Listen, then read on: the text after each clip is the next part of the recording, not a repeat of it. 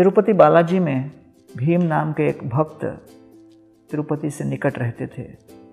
भगवान बालाजी के बड़े भक्त थे और कुम्हार थे, और कुम्हार होने के नाते जब वो अलग अलग मटके वगैरह बनाते तो उनके हाथ मिट्टी से सन जाते थे, और फिर भगवान को जब पुष्प या तुलसी अर्पित करते तो उसमें भी कभी कभी कुछ मिट्टी के तिनके लग जाते थे। एक दिन की बात है, महाराज तोंडमन बालाजी के सामने स्वर्णिम कमल पंखुड़ियाँ समर्पित कर रहे थे, और ये कमल पुष्प समर्पित करते हुए अचानक उन्होंने देखा कि बीच में कुछ फूल और कुछ तुलसी के पत्ते मिट्टी से सने हुए भगवान श्री वेंकटेश बालाजी के सामने प्रस्तुत हैं।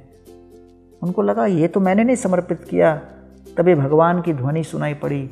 भगवान बालाजी ने कहा, महाराज तोंडमन, ये मेरा प्रिय भक्त भीम बड़े प्रेम से मुझे समर्पित कर रहा है, और इसलिए मैं उसके भाव से इतना अभिभूत हो गया कि उसकी सेवा को मैं स्वयं व्यक्तिगत रूप से स्वीकार करता हूँ।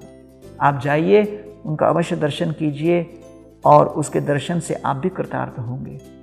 महाराज तोंडमन भागते हुए गए, भीम भक्त के सामने खड़े होकर उनको प्रणाम किया और कहा कि आज आपकी महिमा साक्षात वेंकटेश बालाजी ने मुझे सुनाई, और मैं समझ सकता हूँ कि इतना दूर रहकर भी आप प्रेम पूर्वक ये पुष्प और तुलसी जब समर्पित करते हो, भगवान वेंकटेश स्वयं उसको स्वीकार करते हैं। आपका जीवन धन्य है।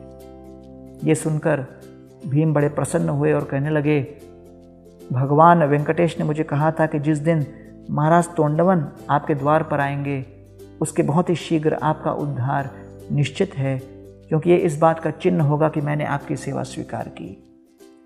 ये तो सर्वाणि कर्माणि मयि सन्न्यस्य मत्परः अनन्येनैव योगेन मां ध्यायन्त उपासते तेषामहं समुद्धरता मृत्यु संसार सागरात् भवामि न चिरात् पार्थ मय्यावेशित चेतसाम्।